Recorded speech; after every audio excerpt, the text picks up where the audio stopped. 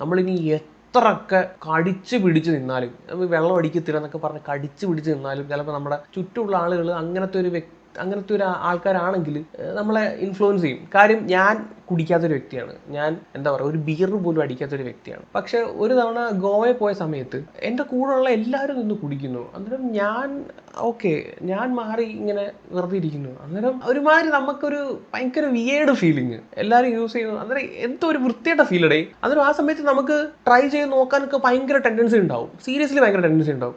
ആ ഒരു സമയത്ത് നമ്മളെ അങ്ങ് കൊച്ചാവുന്ന ഒരു ഫീലാണ്, ലൈക്ക് ഫ്രണ്ട്സിന്റെ മുമ്പിലൊക്കെ അങ്ങ് കൊച്ചാവുന്ന പോലെയൊക്കെ തോന്നത്തില്ലേ. ബട്ട് ആ ഒരു മൊമെന്റ് കടന്നു പോകാൻ വലിയ പാടാണ്. അന്നേരം അവിടെയും നോ എന്ന് പറയാൻ കുറച്ച് ബുദ്ധിമുട്ടാണ്. കാര്യം എല്ലാ ഫ്രണ്ട്സും ഈ ഒരു സാധനം യൂസ് ചെയ്യുന്നു, അന്നേരം നമ്മളും ഇങ്ങനെ മാറി ഇങ്ങനെ ഇരിക്കുകയാണ്. ഓക്കെ, ആ ഒരു അറ്റ്മോസ്ഫിയറിൽ നിന്നും നിങ്ങൾ നോ പറയാൻ പഠിച്ചു കഴിഞ്ഞാൽ പിന്നെ നിങ്ങൾ അടിപൊളിയാണ്. സോ ഇവിടെ നമ്മൾ നോക്കുമ്പോൾ തൊപ്പിയുടെ കൂടെയുള്ള അവന്മാരൊക്കെ വിളക്കുകളാണ്. അന്നേരം തൊപ്പിക്ക് ഇതിനകത്ത് പങ്കുണ്ടോ ഇല്ലയോ എന്ന് മാത്രം നമുക്ക് നോക്കിയാൽ മതി. ഇതിനൊരു ക്ലാരിറ്റി വരും ദിവസങ്ങളിൽ കിട്ടുമെന്ന് വിചാരിക്കുന്നു. എന്താണ് ഗൈസ് നിങ്ങൾക്ക് തോന്നുന്നത്? മിക്കവാറും കുറെ ടീംസ് ഇപ്പോൾ ഇറങ്ങും, അന്നേ പറഞ്ഞില്ലേ അവൻ കഞ്ചാവാണ്, അവൻ MDMA ആണ് എന്നൊക്കെ പറഞ്ഞത്.